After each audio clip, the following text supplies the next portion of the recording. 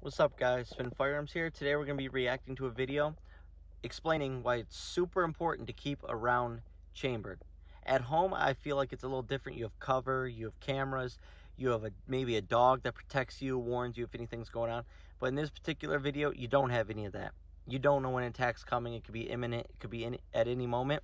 And you don't want to risk losing your life just because you weren't carrying with a round in the chamber. It is safe. You need to have it ready to go because it takes time. So he's being held up right now by robbers, it looks like. He's given up his wallet. Looks like there's multiple robbers, maybe. The guy does have a firearm on him in the apron. I believe he's a store owner or store clerk. And they take their eyes off him for just a moment.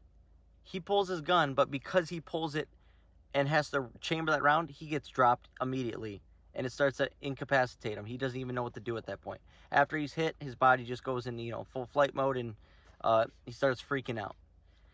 The problem with this, in this particular instance, is it seemed like when he drew his firearm, in order to chamber the round, instead of just doing a straight, like rack the slide, he turned it sideways and sort of slingshotted it or winged it while, racking the slide. And that little instant allowed the robber to look back at him and get shots off. He had to chamber it, a round in the chamber. Obviously, the clerk did not. So it was all about that split second of who had a round in the chamber, who didn't. So your best chance in a self-defense encounter is going to be your waiting for your moment to strike.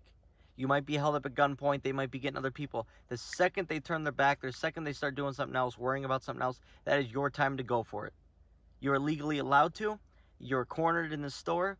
And the thing about this that makes it so crazy is so many people on my most viewed video on my channel, they always say, oh, you don't need, half the people were like, you don't need a round in the chamber. You don't need a round in the chamber.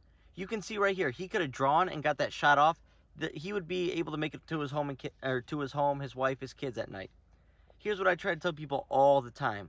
You don't know how fast someone else is going to draw. You don't know if they're ready.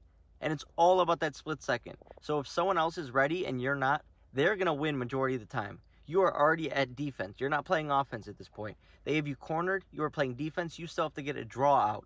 They have the firearm already out. They are already at an advantage. You still have to draw because you're being a legal gun owner, keeping your firearm concealed, doing what you need to do. They're a criminal. They don't care.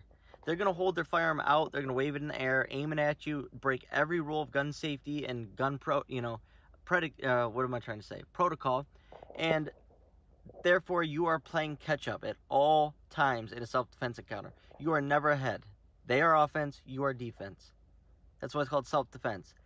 So in this case, that is one example of why you need to keep a round in the chamber. I promise you. Get used to carrying.